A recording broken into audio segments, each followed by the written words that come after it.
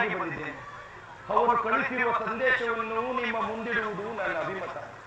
ಕುರುಪಾಂಡವರ ಭವಿಷ್ಯ ರಾಜ್ಯಕಾರಿ ವ್ಯವಸ್ಥೆಯು ಈ ದಿನ ಇಲ್ಲಿ ನಿರ್ಣಯಿಸಲ್ಪಡಬೇಕಾಗಿರುವುದರಿಂದ ನಾನು ನಿಮ್ಮ ಮುಂದಿಡುವ ಪ್ರಶ್ನೆಯನ್ನು ಅನುಗ್ರಹಿಸಿ ಗಮನಿಸಬೇಕಾಗಿ ಬೇಡುತ್ತೇನೆ. ಈ ವಿಷಯದಲ್ಲಿ ಉಪೇಕ್ಷೆ, ಪಕ್ಷಪಾತ, ಅಸಂಬದ್ಧ ಪ್ರಲಾಪ, ಆತುರ ಮುಂತಾದ ಭಾವನೆಗಳನ್ನು ತ್ಯಜಿಸಿ ತೀರ್ಪು ಕೊಡಬೇಕಾಗಿದೆ. ಈಗ ನಿಮ್ಮ ಮುಂದಿರುವ ಪ್ರಶ್ನೆಯು ಸಮಗ್ರ ಭಾರತದ ಕ್ಷತ್ರಿಯ ರಾಜರ ಅಸ್ತಿತ್ವ ನಾಸ್ತಿತ್ವಗಳನ್ನು ನಿರ್ಧರಿಸುವುದೆಂಬುದನ್ನು ತಿಳಿರಿ.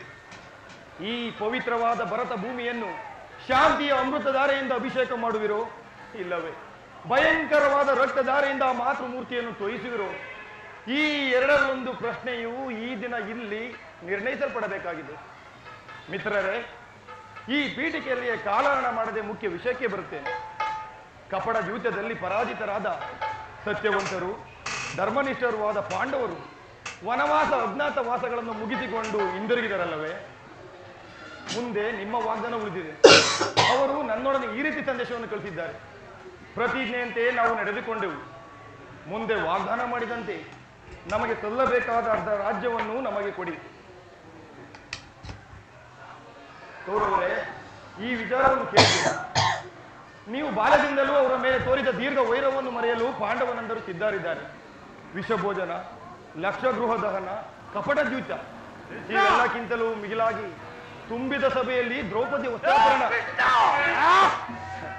ಈ ಮಹಾಪಾಪಗಳನ್ನು ಮನ್ನಿಸಿ ತಮಗೆ ಸಲ್ಲಬೇಕಾದ ಅರ್ಧ ಭಾಗಕ್ಕಾಗಿ ಸಂಧಿಯನ್ನು ಯಾಚಿಸುತ್ತಿರುವಾಗ ಈ ಸುಸಮಯವನ್ನು ವ್ಯರ್ಥ ಮಾಡದೆ ಶಾಂತಿ ಸಮಾಧಾನಗಳಿಂದ ಹೆಚ್ಚಿಸಬೇಕಾಗಿ ಬೇಡಿಕೊಳ್ಳುತ್ತೇನೆ. ಧೃತರಾಷ್ಟ್ರ ರಾಜೇಂದ್ರ, ಈ ಹಿಂದೆ ನಿನ್ನ ಮಕ್ಕಳನ್ನು ಸ್ವೇಚ್ಛಾಚಾರಿಗಳಂತೆ ಬಿಟ್ಟಿದಂತೆ ಮುಂದೆಯೂ ಬಿಡುವುದಾದರೆ ಅಪಾರ ದುಃಖಕ್ಕೀಡಾಗುವೆ. ಕೌರವರಂತೆ ಪಾಂಡವರು ನಿನ್ನ ಮಕ್ಕಳಲ್ಲವೇ? ಪಾಂಡವರಾಜನು ಮೃತನಾದ ಬಳಿಕ ಅವರ ಬಾಲ್ಯವನ್ನು ನಿನ್ನ ತೊಡೆಯ ಮೇಲೆ ಕಳೆದಿದ್ದರಲ್ಲವೇ? ಆ ಮಕ್ಕಳಿಗೆ ಆಶ್ರಯ ಕೊಡುವಂತೆ ನಿನ್ನಲ್ಲಿ ಬೇಡಿಕೊಳ್ಳುತ್ತೇನೆ. ಮುಂದೆ ವಿಚಾರಗಳನ್ನು ಕರ್ತವ್ಯಗಳನ್ನು ನಿರ್ಧರಿಸುವುದು ಪ್ರಾಜ್ಞರಾದ ನಿಮ್ಮೆಲ್ಲರಿಗೂ ಸೇರಿ. ದುರ್ಯೋಧನ,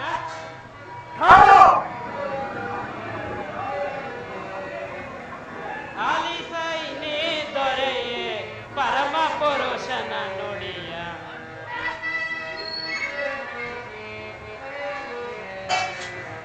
ಆಲಿಸೈನೇ ದೊರೆಯೇ ಪರಮ ಪುರುಷನ ನುಡಿಯ, ಕರೆಸು ನಿನ್ನಯ ಬಂದು ಬಳಗದವರ,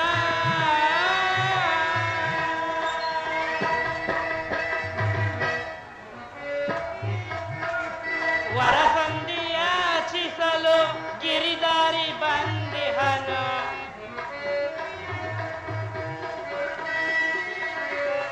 ವರಸಂಧಿ